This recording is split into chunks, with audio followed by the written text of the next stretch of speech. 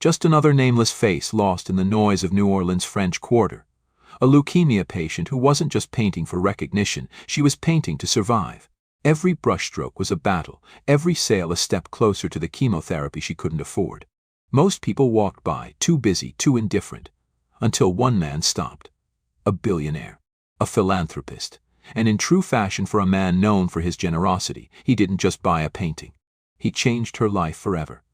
What happened next wasn't just a sale, it was the beginning of a story the world would never forget. The late afternoon sun hung low over the bustling streets of New Orleans, casting long golden shadows across the French Quarter. The air smelled of fresh beanuts and rich coffee from nearby cafes, mixing with the distant notes of a jazz saxophonist playing on the corner. Tourists wandered in small groups, their cameras slung around their necks, snapping pictures of historic buildings with wrought iron balconies. Locals moved at a slower pace, accustomed to the rhythm of the city, their voices a murmur beneath the sounds of street performers and passing streetcars. Amidst this constant motion, a small art stand sat tucked between a vendor selling handmade jewelry and a musician strumming an old acoustic guitar. Maya Brooks, 22, sat behind a folding table covered in vibrant canvases. Her work was raw, full of life skies painted in streaks of burnt orange and deep indigo, cityscapes bathed in the glow of neon reflections, and landscapes that seemed to breathe under the weight of thick brushstrokes. Each piece was a part of her, a fragment of the world as she saw it. But today, the world barely saw her back.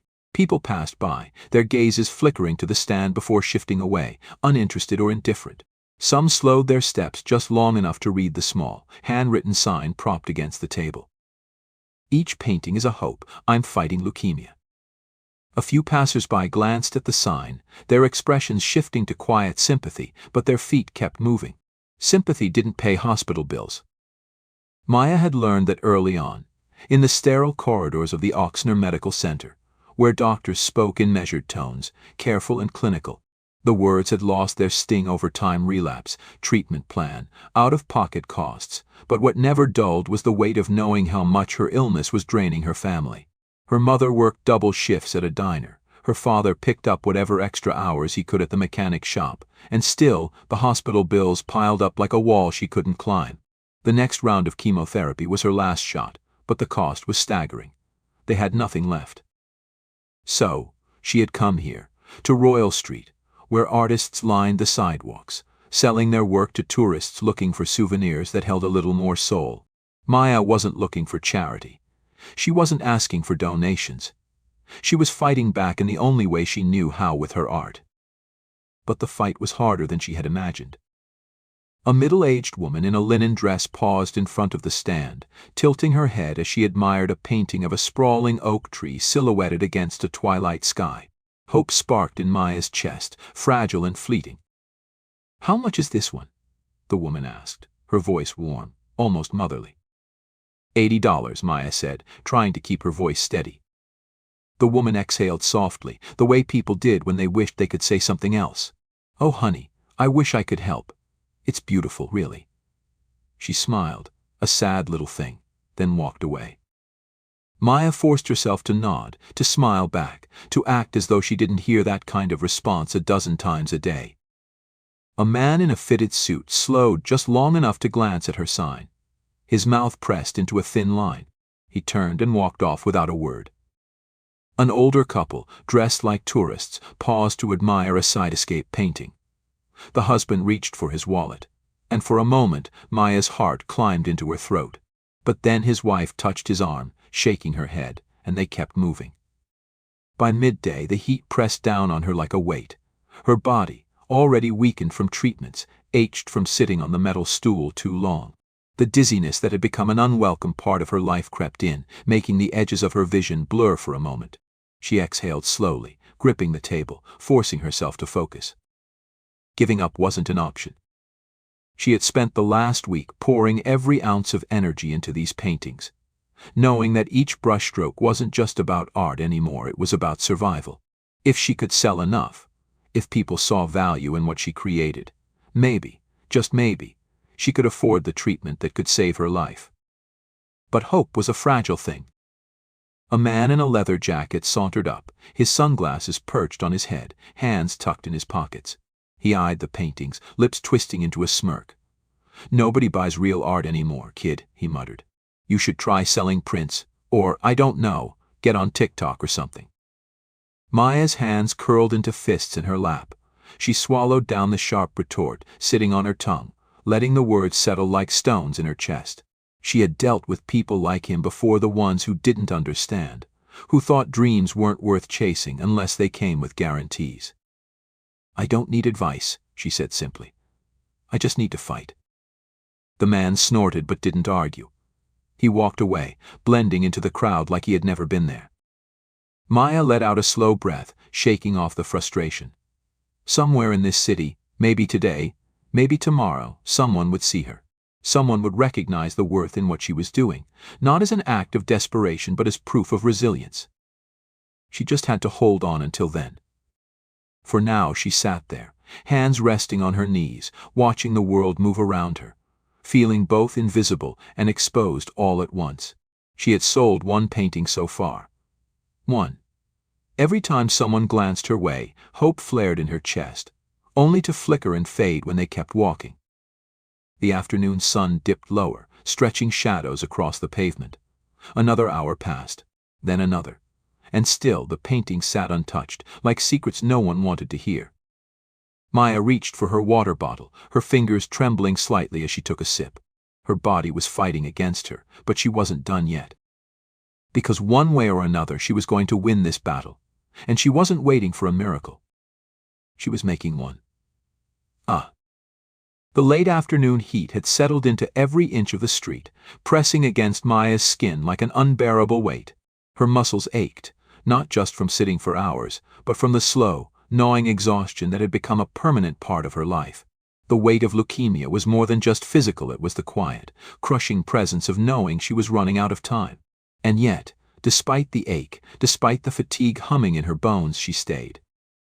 A group of tourists strolled past, their voices bright with laughter as they pointed at a street performer juggling flaming torches. Not one of them glanced in her direction. A man in business attire strode by, eyes glued to his phone, completely unaware of the world around him. A teenage girl slowed for half a second, taking in the colors on the canvas before shrugging and moving on. Maya let out a slow breath, steadying herself. It wasn't their fault. People had their own lives, their own worries. Just because she was fighting for hers didn't mean they owed her anything. Still, the emptiness in her jar, the single bill resting there alone, felt like proof that the world wasn't listening. A shadow passed over her table. She looked up, blinking against the sunlight. A woman stood there, dark curls pulled into a loose ponytail, a well-worn leather messenger bag slung over her shoulder. She wore jeans and a fitted blazer. Something effortlessly put together, the kind of polished but casual look that only professionals seem to master. But it wasn't her outfit that caught Maya's attention, it was the way she was looking at the paintings, really looking, her dark brown eyes scanning each one like they held some unspoken truth. "This is beautiful," the woman murmured, reaching out but not touching a canvas of a sprawling oak tree, its branches stretching into a sunset of deep purples and burning golds. "Did you paint all of these yourself?" Maya straightened slightly, catching the genuine interest in the woman's voice. "Yeah," she said. "Every single one." The woman nodded, her gaze flickering to the handwritten sign on the table, reading the words carefully. When she looked back at Maya, there was something different in her expression. Not pity, not the careful, measured kindness Maya had gotten used to from strangers who didn't know what else to say. There was something sharper, more thoughtful. "My name's Aisha Thompson," the woman said, offering a small, confident smile. "I run an arts blog here in the city. I love finding independent artists, local talent, especially people with real passion behind their work." Maya hesitated, unsure where this was going, but something about the way Aisha spoke made her lean in. "Would you mind if I took a few pictures?" Aisha continued, already pulling out her phone. "Your work deserves to be seen." Maya's fingers tightened around the edge of the table. She wanted to believe that. But she'd spent all day being ignored, watching people skim right past her without a second thought. She had seen enough empty promises to know that words didn't always mean action. Still, what did she have to lose? "Yeah," she said, forcing a nod. Go ahead. For the next few minutes, Aisha moved around the stand, snapping pictures of the paintings, of Maya sitting behind them, of the small sign that explained why she was there in the first place. She asked questions about Maya's style, about what inspired her, about how long she had been painting. And with every answer, Maya felt the knots of frustration and exhaustion in her chest loosen, just a little. When Aisha finally tucked her phone away, she met Maya's eyes with something close to determination. People should hear this story, she said. I'll make sure they do.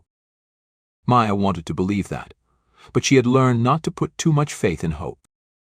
So she only nodded, offered a quiet thanks, and watched as Aisha walked away. She didn't think much of it. She had met people before who promised to spread the word, who said they admired what she was doing, but nothing ever really changed. By the time the sun dipped lower and the streetlights flickered on, the weight of exhaustion had settled deep in her chest. She had sold exactly one painting today. $50. She tried not to think about how many more paintings she would have to sell to even come close to affording the next round of treatment. She tried not to think about the numbers at all. Instead, she packed up, folding the small table, tucking the canvases back into the worn fabric portfolio she had carried with her for years. The jar, nearly empty, rattled softly as she picked it up, the single bill inside barely making a sound. Tomorrow would be another fight. And Maya wasn't done yet. The morning air was thick with the scent of fresh bread and coffee from the nearby cafes as Maya set up her stand again, her movements slow but determined. The ache in her limbs from the previous day lingered, but she ignored it. She had to. She arranged the canvases carefully, adjusting their angles under the soft light filtering through the buildings.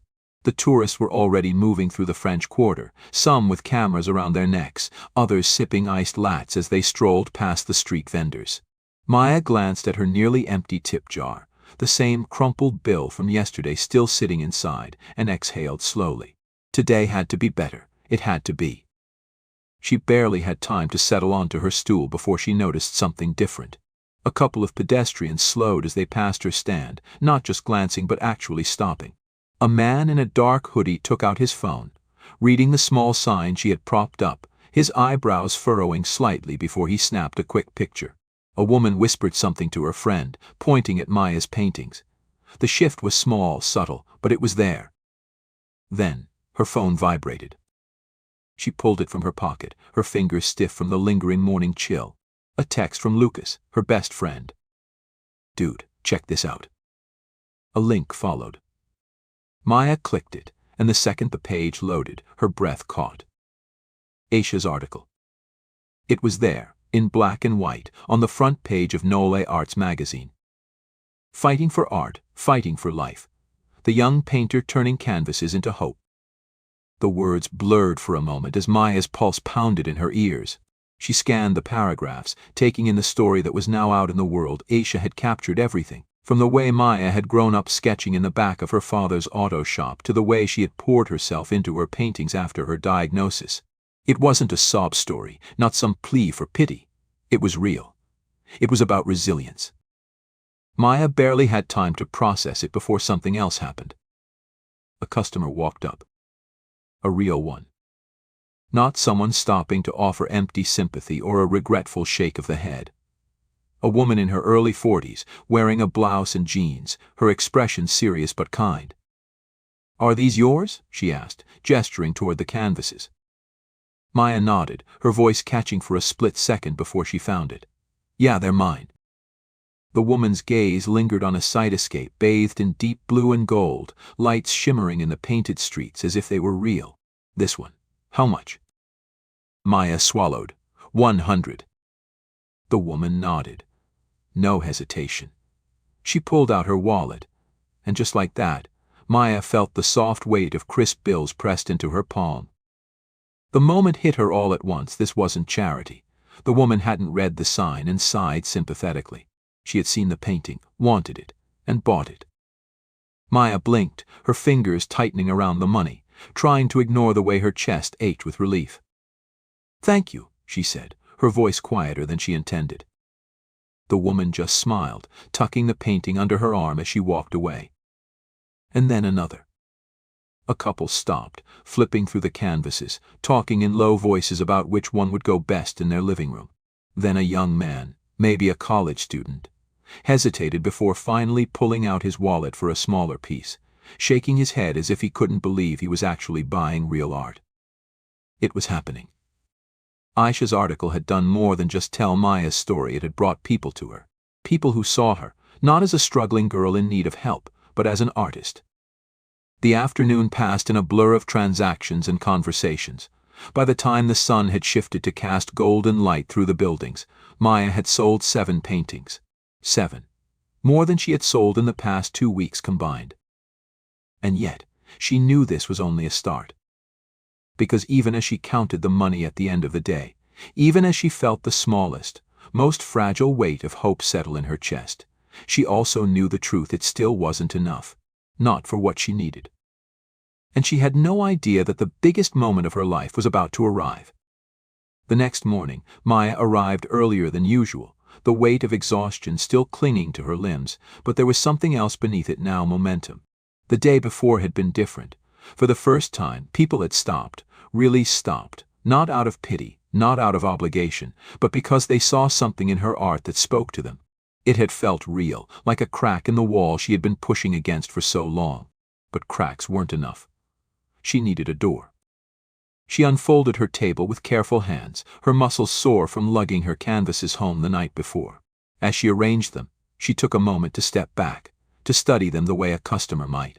The cityscape bathed in deep blue and gold was gone, the empty space where it had sat making the display feel incomplete. That was a good thing, she reminded herself.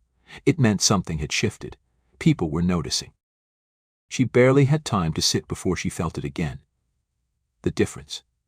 The shift in the air. Pedestrians slowed as they passed, their eyes lingering longer. Some whispered to each other, their gazes flickering between the paintings and their phones.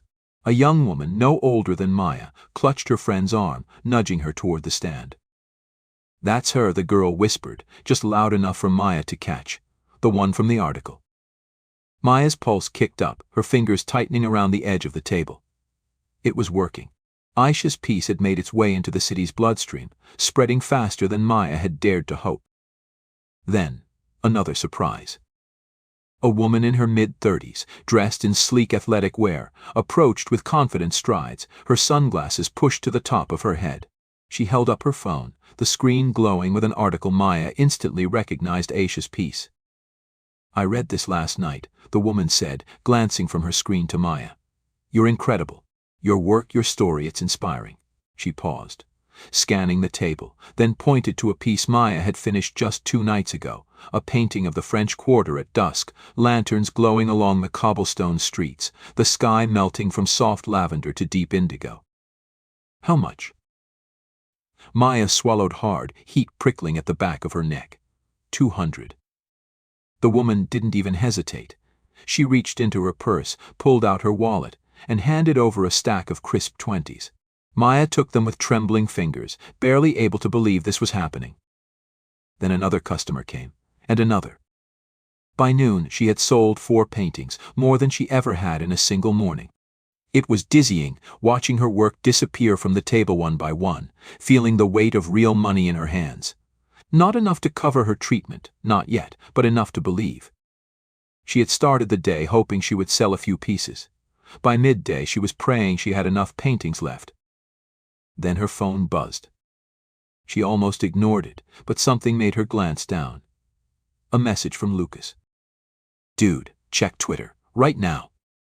Maya frowned, swiping open the app, her heart already hammering. She had barely typed her name into the search bar when she saw it. Her face, her art. Everywhere. Screenshots of Aisha's article were all over the timeline, but that wasn't what made her breath catch. It was the video. A short, shaky clip someone had taken of her selling a painting that morning, the buyer handing over a thick wad of cash. The caption underneath read, "She's painting her way through cancer. Buy her art. Support her fight." It had been posted 4 hours ago. It already had 20,000 retweets. Maya's vision blurred at the edges. Her fingers hovered over the screen, scrolling through the comments at a pace too fast for her brain to process. Where is she selling? I need to buy something. Someone set up a GoFundMe for her. Her art is stunning. We need to make sure she gets her treatment. Tagging at Hope Foundation, this is the kind of talent that deserves a chance. Her stomach dropped. Hope Foundation. Maya knew that name. Everyone did. It was one of the largest philanthropic organizations in the country, known for supporting artists, entrepreneurs, and students in need. And it was founded by Jamal Richardson.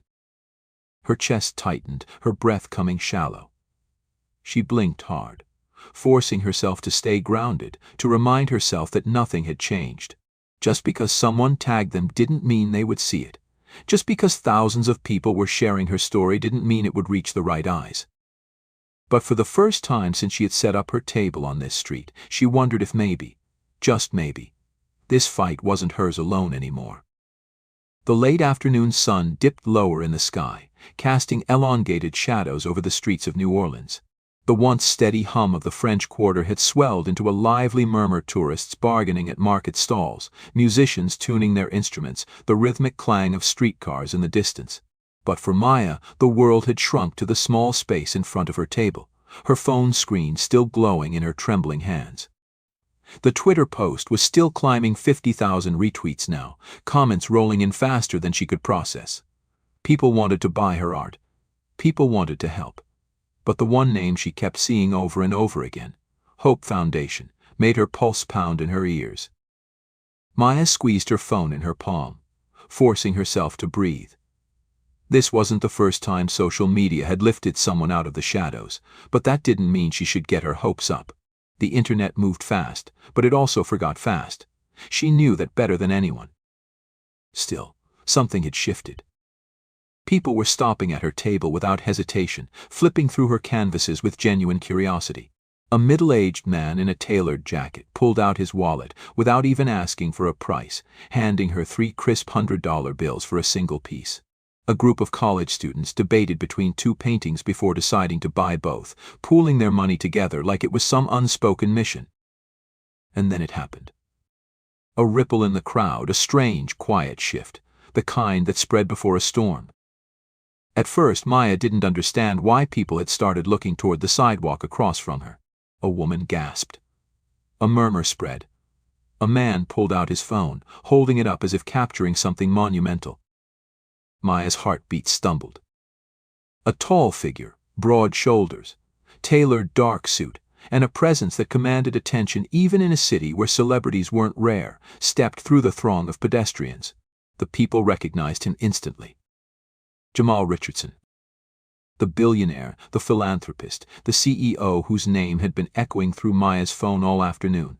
And now he was walking straight toward her table. Maya felt like the air had been punched from her lungs. Jamal moved with a measured, unhurried confidence, hands tucked into his pockets, his sharp, discerning gaze sweeping over her paintings.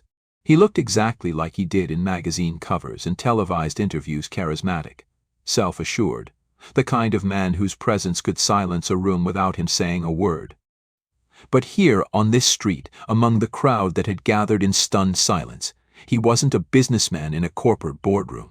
He wasn't the billionaire tech mogul known for revolutionizing the industry. He was a man studying art, his eyes moving over each piece, as if he were reading a story only he could understand. Maya sat frozen, her fingers curled against the rough edge of her table, her breath locked in her chest. Then Jamal spoke. His voice was deep, smooth, deliberate. "You made these?" It wasn't a condescending question. It wasn't, "Did you really paint these?" like some people asked when they didn't think a street artist was worth their attention. It was a question that held weight, a question that said, "I see you. I see what you're doing." Maya swallowed hard, her voice barely steady when she answered. "Yeah, every single one." Jamal nodded slowly. He reached for a painting, lifting it carefully, the one she had debated keeping for herself, the lone oak tree silhouetted against a twilight sky, its thick, winding branches stretching across the canvas like reaching hands. The colors bled into one another, deep purples and burnt oranges fading into an endless horizon. It was a piece about resilience, about standing tall even when everything around you was fading. He studied it for a long moment before speaking again. This one. What's the price? Maya's throat tightened. She almost didn't want to say it, because what if he laughed? What if he walked away? 200, she managed. Jamal smirked, not mocking, but amused, as if she had just told him something he already knew wasn't true. That's not enough. Maya's stomach dropped. Before she could react, he reached into his suit jacket, pulled out a leather checkbook, and uncapped a pen with a slow, deliberate movement. Maya blinked. No one carried checkbooks anymore. Who the hell still wrote checks? Jamal did. He pressed the paper to the table, the tip of the pen gliding smoothly across the page. When he was done, he tore it free, the small rip of the perforated edge sounding impossibly loud against the hushed street. Then he handed it to her. Maya's hands shook as she took it, her brain already screaming at her to not make a scene, to stay calm too. Her heart stopped. The number. $100,000. Her pulse thundered in her ears. She stared at it, not blinking, not breathing. This, she choked on the words, barely able to force them out. This can't be real. Jamal tilted his head slightly, that same quiet confidence still settled in his expression. It's real. Maya felt her throat tighten, her vision blur. I can't take this, she stammered, shaking her head, her grip on the paper trembling. It's not charity, Jamal said, his voice even. It's an investment. Maya blinked up at him. His expression didn't waver. Your talent is real, I see it. And I'm not the only one who will. He gestured to the crowd, to the people still watching, still holding up their phones, still staring at Maya like she had just stepped into another reality. You're not just selling paintings on the street anymore. That ends today. Maya's breath caught. Jamal nodded once, the finality of it sinking deep into her bones, into her soul. Then, with that same unshakable composure, he set the oak tree painting down, tucked his hands back into his pockets, and walked away. And the world erupted. People rushed forward, voices colliding into an electric storm of excitement. Cameras flashed. The murmurs turned into full-fledged shouts. Oh my God, that was Jamal Richardson. Did he seriously just buy a painting for $100,000? Someone get this on video, holy shit. Maya couldn't move. Couldn't breathe. A woman lunged toward her table, grabbing a painting, shoving cash at her before she could process what was happening. I'll take this one, how much? Another voice. Wait, I want one, too. Hands reached, flipping through canvases, snatching up pieces she had barely sold for $50 before today. Maya clutched the check in both hands, her breath shaking, her mind reeling. Because everything had just changed. This wasn't about leukemia anymore. This wasn't just about medical bills. This was a door bursting open, a future she had thought was impossible crashing into her reality all at once. And she had no idea where it would lead. The days that followed blurred together in a way Maya had never experienced before. One moment she had been just another artist on the street, watching people glance at her work with polite disinterest. The next, she was the subject of headlines, interviews, and viral videos, her name spreading faster than she could keep up with. The internet had seized her story, gripping onto the image of Jamal Richardson standing at her tiny table, handing her a check that defied reality. The video had millions of views now, clipped and re-shared across platforms, hashtags multiplying Art That Heals, Maya Brooks Hope Foundation. People who had never met her were talking about her, defending her, celebrating her, calling her an inspiration, a symbol of resilience. At first it was overwhelming. She had spent years being invisible. Now she couldn't check her phone without seeing her own face staring back at her from a news site, a blog post, a celebrity retweet. Her email flooded with messages, offers, requests, commissions, collaborations. And beneath all of it, the thing that mattered most. The money was enough. More than enough. Maya paid for her next round of chemotherapy in full the very next day. No hesitation. No weighing numbers, no sickening feeling of wondering what she would have to sacrifice. When the hospital administrator printed out the final confirmation of payment, Maya had never felt lighter in her life. But even then, the weight of it all hadn't fully settled. Not until a week later when she got the letter.